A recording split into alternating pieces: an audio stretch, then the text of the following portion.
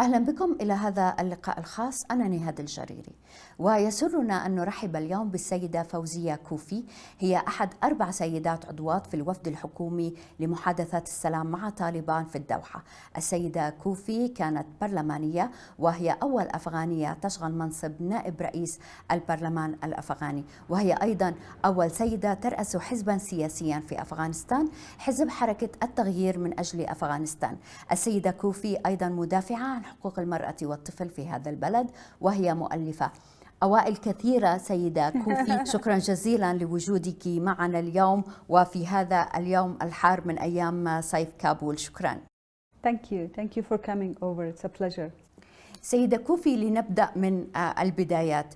متى تتوقعين العودة لمحادثات مع طالبان، وماذا تتوقعين أن يحدث اختراق أو إنجاز في هذه المرة المقبلة، إنجاز التعبير؟ Since the negotiation began in September 2020, they have never actually paused or stopped completely. There has always been some break because both sides wanted more consultations with their relevant superior or leaders, but the talks have always continued. The problem is that the talks have not been productive and result oriented to meet the demand and expectations of the people in Afghanistan. ومتى ستكون الجلسة المقبلة سيدة كوفي؟ We have a team in Doha which actually meet Taliban. We come to visit our family on rotation. So I am here to visit my family. I will be going to Doha soon. But there are our team, my colleagues, who meet the Taliban on various issues. And there is meetings going on. But as I said before, comparing to the fact that there is an increased level of violence in Afghanistan, people losing lives, devastation in terms of humanitarian crisis, people actually expect a result in terms of ceasefire or reduction in violence. ساعديني أن نفهم سيدة كوفي، بما أن الطرفين وافقا على الجلوس والاجتماع والتفاوض، ما هي النقاط الصعبة التي لا تتفقون عليها؟ لماذا لا نرى تقدما في هذه المحادثات؟ From our side, we have proposed political power sharing. From the Taliban side, they have proposed constitution, rewriting of constitution, even not review of the current constitution. But before we go to that, we need to agree on common principles, issues that people of Afghanistan are worried about, issues such as, for instance, elections. The Taliban have not really made their position clear on elections, on how are they going to participate, the mechanism to participate in a power sharing, because these are the things people of Afghanistan want to know. After 20 years of war, bloodshed, destruction, if we go back to zero location where the Taliban had their Islamic Emirate, is not acceptable by majority of people. So therefore, I think what we proposed is a power sharing arrangement that include a start of negotiation or discussion on common principles, things like elections, women's rights, human rights, protection of the current institutions. For instance, every time we cannot go back to scratch and start establishing new institutions from scratch. But the Taliban think that they only want to start rewriting of the constitution, and until we rewrite the constitution, they want the older, very older version of the current constitution. So there are differences of views on core principle issues. وكيف ترين حلا لهذه المسائل؟ لأن هذه المسائل تقع في صلب عقيدة طالبان. Well, we know that Taliban actually want a theocracy, a government of religious people only, which in many parts of the world it is not practical anymore. Afghanistan is not, cannot live in marginalization with the rest of the world. So if the Taliban, the Taliban need to look at how their relationship with the rest of the world will work if they try to come to power not through a political settlement but through a military settlement? How are they going to sort out the issue of legitimacy? How are they going to work with the rest of the world? How are they going to work with their own people if they try to impose their own views? So giving all the obstacles that the Taliban will face if they try to take over militarily, I think they have to listen, really. They have to listen to what people of Afghanistan want, what our partners, the international community want, what our neighbors in the region want. If you look at the rest of Muslim countries, these are the discussions we have had with Taliban. For instance, Muslim countries like even Indonesia, Malaysia, you know, the biggest Muslim country in the world is Indonesia. Look at the way they govern. So to go back to this theories of Islamic principles, which in many occasions are disputed also among Islamic scholars, how are you going to impose those ideas in a country which has already transformed so much from a nation points of view? So we're hoping that with the leverage we have, international leverage, the public leverage, we can use that to convince Taliban that they will not be able to bring sustainability to a military means. So the only way forward is negotiation. كيف ترين أن هذا النفوذ الدولي سوف يساعدكم؟ نرى اليوم أن طالبان كل يوم تسيطر على ولاية أخرى، على محافظة أخرى، على منطقة أخرى، حتى أنهم أخذوا بادخشان مسقط رأسك سيدة كوفي. I must say that actually nobody is taking control. In Badakhshan, for instance, our definition of control is just if you just put your flag in a place, in a mountainous area, and you claim that you're controlling, that is not controlling. In many parts of Badakhshan and a lot of parts of Afghanistan, they were actually not defeated. There was no confrontation, there was no military confrontation, there was no actually nobody to confront them, and so they went and took over. Because I think it's not because the Taliban are strong. I think it's because, unfortunately, our government has been weak in planning to defend their territory, their people. So therefore, I'm not very much worried about the fact that the Taliban are taking control, because controlling a piece of land does not mean anything if you do not have the support of people, if you do not have a relationship, defined relationship with the world. One has to have those elements in order to sustain. I mean, how long those Taliban who have taken villages can sustain if they do not pay salary, if they do not bring social services, if they do not respect human rights and women's rights? How are they going to bring sustainability? So taking over is one step forward probably for Taliban, but sustainability is a major issue, and therefore for sustainability of stability and peace we have to really negotiate. سيدة كوفي، أنت جربت الحياة في ظل طالبان، وهذا موثق في مذكراتك في كتاب رسائل إلى ابنتي، ولك ابنتان شهرة وشهرزاد. ما أصعب شيء في الحياة إبان حكم طالبان؟ From my personal experience, I have lived all the odds, unfortunately, in Afghanistan, or luckily, because I have never decided to leave Afghanistan, and I'm not deciding to leave Afghanistan. Among all the odds that I experienced, including the civil war and the Taliban government, I think what was the most frightening part of that life, when I close my eyes and try to remember those days, is the fact that they were trying to impose their own ideology, which is oppression, on women. As a woman, I was facing that, I was feeling that, and I was, experiencing how they were trying to impose their own way of, life on women, which is totally a woman's choice. But they try to impose that, and unfortunately, although those in Doha, the political office, claim that they, that they will respect women's education, women's work, etc.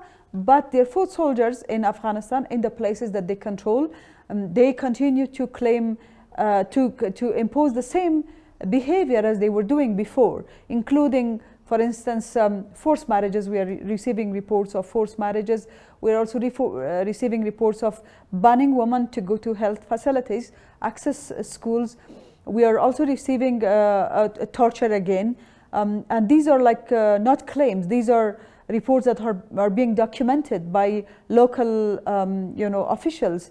and reports of serious human rights violation. For instance, a married woman is already married by force to another man of Taliban soldiers, which has no roots in Islam. So these are like all traditional and revenge and hostilities that actually are now brought to the people. This is something Taliban seriously need to work on it. If they really want to be part of a political settlement, they need to demonstrate a different version of themselves. سيدة كوفي، هل ترين خلافا بين طالبان الدوحة وطالبان هنا في أفغانستان؟ كيف سيؤثر هذا على كل ما يحدث؟ The Taliban in Doha, of course, are exposed to a lot of world opportunities. They have been traveling in the region. The Doha itself is, of course, when it comes to inclusion, a better society. So certainly those people are exposed to a lot of opportunities, and they know how does it work.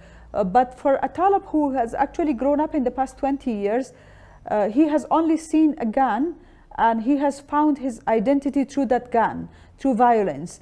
So for him to change his behavior, the ones that are working in the political office, they actually really need to work hard to change those views, to change those behaviors, to change the attitudes, and to change the actions. They have to really work hard, because from what I see, for instance, in Doha, in the negotiation, the Taliban actually gave some level of respect and acceptance to me and to my other fellow negotiators, including women, and we are regarded as politicians.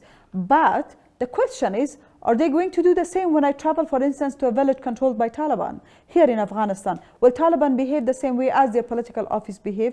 That's a major question, not only to me, to other women and girls in Afghanistan. So therefore, I think women and people of Afghanistan have valid concerns, and therefore Taliban really need to take bold steps to address these concerns. من الأمور حقيقة التي تؤرقنا نحن في الشرق الأوسط هي العلاقة بين طالبان والقاعدة، ونحن نعلم عن تاريخ طالبان مع القاعدة وكيف أن طالبان وفروا ملجأ وملاذا للقاعدة. الآن طالبان يقولون إنهم لن يسمحوا للقاعدة بالعمل في أفغانستان أو من خلال أفغانستان. هل هذا حقيقي؟ هل هذا ممكن؟ كيف نضمن هذا؟ This is a question the Taliban should actually answer, but from what I know is that in a situation where institutions are weak, where we have so many vulnerabilities, where Afghanistan soils are used for transit of these military extremist groups, not only Al-Qaeda, but other military extremist groups in the region. So I think it's very easy to use Afghanistan soil once again. So therefore, I think Taliban need to, as I said before, these are the reasons that they will face challenges in terms of international legitimacy, even if they take control of the whole country militarily. I think they have to really show evidence, proofs that not only Al-Qaeda, but other military extremist groups, including Daesh and others, will not use Afghanistan territory. At the moment, because of the war and because of the complexities of the situation and the deteriorating security situation, I don't see enough evidence that convince me that Afghanistan will not once again be used to threaten the world and the region's security. سيدة كوفي، كتبتي في الفاينانشال تايمز مقالا تتحدثين فيه عن أن ما يحدث في أفغانستان يؤثر حقيقة على العالم، وهذا أمر يهمنا. في نهاية الأمر ما يحدث في أفغانستان هو ليس حرب في بلد أخرى لا علاقة لنا بها. هل ممكن أن تشرحي أكثر عن هذا الموضوع؟ Well, I must first, before that, I must say that the Arab world and the Middle East, they have a major role to play. They can change the status quo if they really, use all the leverage they have over Taliban and the supporters. Before the 11th September 2001, we were all claiming that Afghanistan is a victim of the international military extremism. But the answer from the world is that Afghanistan is in a civil war. Let them deal with this war. Until the 11th September attack happened. And then the world realized that it's not a civil war, that Afghanistan is used as a vulnerable country, and we as Afghans have been in full front of this war on military extremism. So therefore, I think if once again Afghanistan is kind of abandoned, and we all have this perception that Afghanistan war is endless and it's a civil war, let the Afghans to come to some sort of agreement, well, yes, that we will have to come to some sort of agreements. It has to be Afghan-owned, Afghan-led. But if the international community kind of turn their face from Afghanistan, it is not going to work that way. It will sooner or later get to their borders, even more serious and worse than before. Because in the past 20 years, there has been war. The world has created a lot of hostilities and revenges in Afghanistan. They have killed people, they were killed. So therefore, all these countries that have been in a way or the other engaged in the situation in Afghanistan in the past 20 years, they will be vulnerable. And therefore, I think it's right to say that the Afghanistan security is not just a border issue or limited to the boundaries of Afghanistan. It will sooner or later reach the world if we do not really put all our energy and all our resources for a political settlement that is acceptable. سيدة كوفي، حقيقة عندما نتحدث إلى نساء في أفغانستان بغض النظر عن موقعهن في العمل، في الحياة، في السياسة، ثمة طبقات مختلفة من الحياة. حضرتك تنتمين إلى عائلة لها تاريخ سياسي، والدك كان سياسيا واغتيل على أيدي المجاهدين، وأنت أيضا تعرضت لمحاولات اغتيال. في 2010 طالبان تبنوا تلك المحاولة، وأيضا الصيف الماضي تعرضت لمحاولة اغتيال وكانت ابنتك معك. الآن إن اقترب طالبان أكثر وأكثر من كابول، ماذا ستفعلين؟ Firstly, I hope that the Taliban will not try to increase their level of violence and take over more cities by military power, because, as I said before, it is not sustainable. Let's remember that before 2001, Taliban were almost controlling 95% of Afghanistan territory, but it was not sustainable because it didn't result stability. Sooner or later, there will be some level of resistance internally against them. When the 11th September attack happened and the international community came and the government of Taliban collapsed, nobody thought the Taliban will actually re-emerge. It was only after the Iraq war that actually Taliban started re-emerging 3 years later. And now they are a reality of Afghanistan. Not all reality, one part of reality of Afghanistan. So even if Taliban try to control militarily, maybe in 6 months' time, 1 year's time, later or sooner, they will be facing some military confrontation. So therefore, the solution is not take over. But in the worst case scenario, let's think that they will take over major cities. It's going to be a crisis, not only for citizens, for women in particular, because they have been so outspoken, vocal, being in the full front of all these principles of of a prosperous life for their people, democracy, vowing and working for these values of respecting rights, equality, justice. So I think they will be in full front of risks again. And therefore, I think we all have to work.